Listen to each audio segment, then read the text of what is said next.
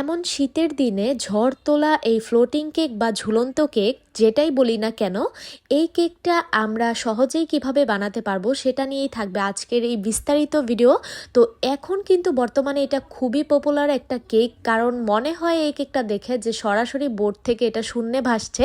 মানে একদম ঝুলন্ত কেক, আপনি হাতে নিয়ে এরকম ঝুলিয়ে রাখতে পারবেন, চাইলে দেয়ালের মধ্যে টানিয়েও রাখতে পারবেন, কিন্তু আপনার বোর্ড থেকে কিছুতেই এই কেকটা পড়ে যাবে না। তো এটা আমি কিভাবে করেছি সেটার বোর্ডের যে ব্যাপারটা, এই পার্টটুকুই মূলত আমি আজকে আপনাদের সাথে শেয়ার করতে যাচ্ছি। তো ভিডিওটা কিন্তু খুবই গুরুত্বপূর্ণ হতে যাচ্ছে, তাই না টেনে সম্পূর্ণটা ভিডিও দেখার অনুরোধ রইল। তাহলে কিন্তু আপনারাও চাইলে এরকম সুন্দর এই কেকটা সহজেই বানিয়ে ফেলতে পারবেন।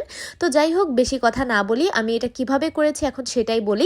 তো প্রথমেই বলি, আমাদের এই কেকটা বানানোর জন্য এখানে দুইটা বোর্ডের প্রয়োজন হবে। একটা রাউন্ড বোর্ড নিয়েছি আমি আমার কাজের সুবিধার্থে, আপনারা চাইলে এখানে স্কোয়ারটাও নিতে পারেন, কিন্তু আমি কেন রাউন্ড নিয়েছি সেটাই একটু পরে বলবো। তো আমি এখানে রাউন্ড একটা নিয়েছি আর এখানে একটা স্কোয়ার নিয়েছি। স্কোয়ার শেপের বোর্ডটা ছিল আমার মূলত এখানে 10 ইঞ্চি, আর যেই আমি রাউন্ড বোর্ডটা এখন মেপে দেখাচ্ছি এটা হচ্ছিল 8 ইঞ্চি। তো এখানে আজকে যে আমি কেকটা বেক করব, আমি এখানে একটা 1 পাউন্ডের কেক বেক করব, হাইট কেক। তো সেই জন্য আমি এখানে বেন্টো কেকের যে মোলটা আছে 4 ইঞ্চি, সেটার মাপে রাউন্ড বোর্ডটাকে খুব সুন্দরভাবে একটু কলম দিয়ে এঁকে নিয়ে এখন কেটে নিব।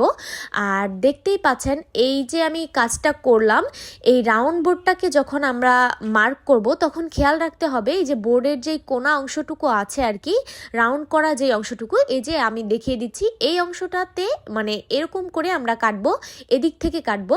কারণ এখন আমাদের এখানে একটা কাজ আছে, এই যে দুইটা পাশ মানে বোর্ডের যে কোনা অংশটা, প্রথমে আমরা এই দুইটা পাশ কেটে নিব। আসলে আমি জানি না কতটুকু আপনাদেরকে বোঝাতে পারছি, তো আপনারা একটু দেখে বুঝে নেবেন দয়া করে।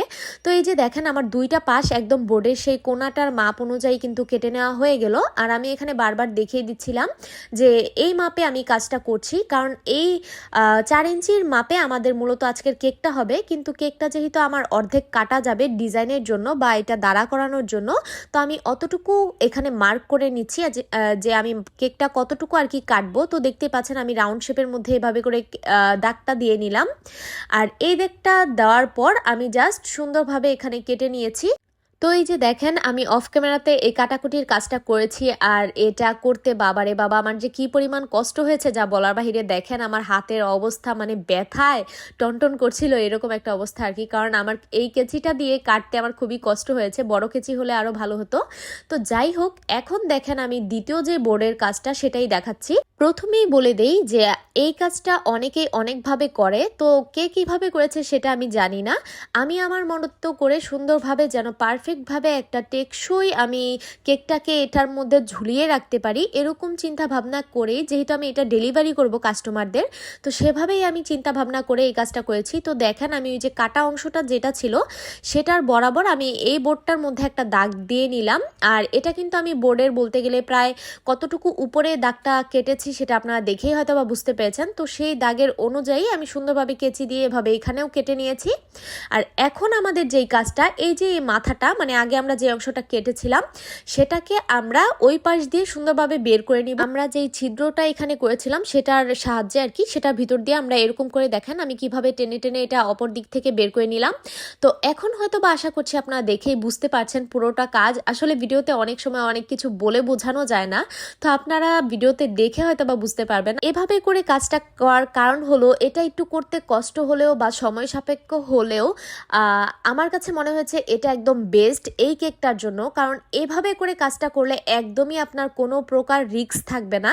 আমি অনেককেই দেখেছি যে নর্মাল যে বোর্ড কাগজগুলো পাওয়া যায় সেটাকে 2-3টা করে তারা কেটে এরকমভাবে লাগিয়ে নিয়েছে, কিন্তু আসলে আমার কাছে মনে হয়েছে ওই কাগজগুলোতে যখন আমরা একটা ভেজা কেক দিব রাখবো তখন সেগুলো আস্তে আস্তে পাতলা হয়ে যাবে, আর যেই কারণে পড়ে যেতে পারে কেকটা। তো সেই ক্ষেত্রে আমি এখানে 2টা জায়গায় বোর্ডটা ইউজ করেছি, আমাদের যে নর্মাল কেকের বোর্ডটা পাওয়া যায়। তো যাই হোক, এখানে দেখেন অপর পাশ থেকে আমরা যে অংশটা বের করেছিলাম সেই অংশটাকে এখন আমি সুন্দর মতো এরকম একটু ফোল্ড করে নিচের দিকে আঠার সাহায্যে লাগিয়ে নিয়েছি।